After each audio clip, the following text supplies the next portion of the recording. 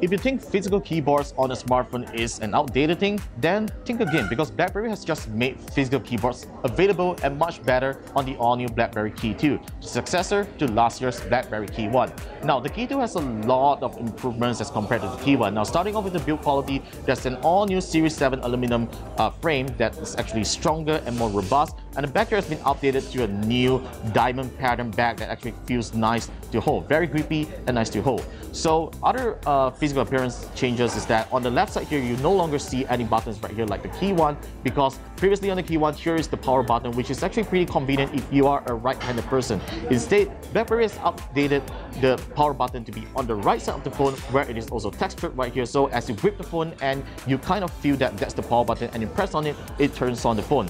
And right at the bottom here, there's still the convenience key right here that lets you access the shortcuts depending on the kind of profile that you're on the phone itself, such as in a meeting, when you press on it, you can call up apps such as your Notes app or some of the apps that you have configured to launch with the convenience key. Now, in terms of other appearances, the BlackBerry KEY2 still has the same 4.5-inch display with a 1620 by 1080 resolution. Now, what you will realize as compared to the KEY1 is that the KEY2 has a slightly thinner forehead. That's because BlackBerry has increased the keycaps, the size of the keyboard, and also heightened out by 20% to allow a more comfortable and accurate typing experience. So, what's really new about the keyboard? Well, first of all, it's the speed key. There is a new key right here which BlackBerry just built in right here.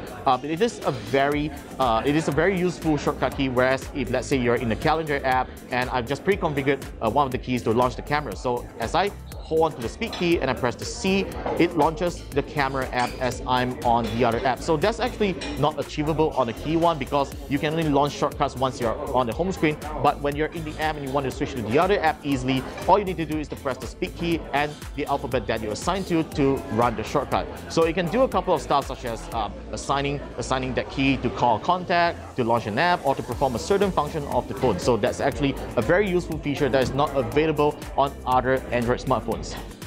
Now, in terms of hardware specs, the BlackBerry KEY2 is powered by a Snapdragon 660 processor, supported by 6 gigs of RAM and 64 gigabytes of storage.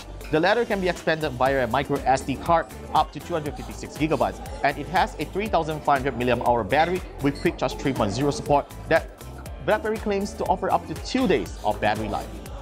The dual rear camera of the BlackBerry KEY2 takes 12 megapixel photos. So the main sensor takes wide-angle shots at f1.8, while the secondary sensor takes telephoto shots at f2.6. So technically speaking, this camera system just optical zoom, and it also has some of the features such as portrait mode and 4K video recording at 30 frames per second.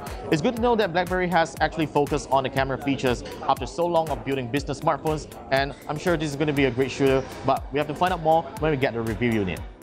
In terms of pricing and availability, the BlackBerry KEY2 will be available in Malaysia starting July 12 for a price of 2,599 ringgit. It's quite a decent price in my opinion for such craftsmanship and the performance and features that it offers out of the box. So stay tuned for more at KLGadgetTV, as we will be receiving a review unit for ourselves to test out the phone and find out how it performs in our day-to-day usage. So stay tuned for more, subscribe to us, and make sure you follow us on the usual social channels, and I will see you in the next round.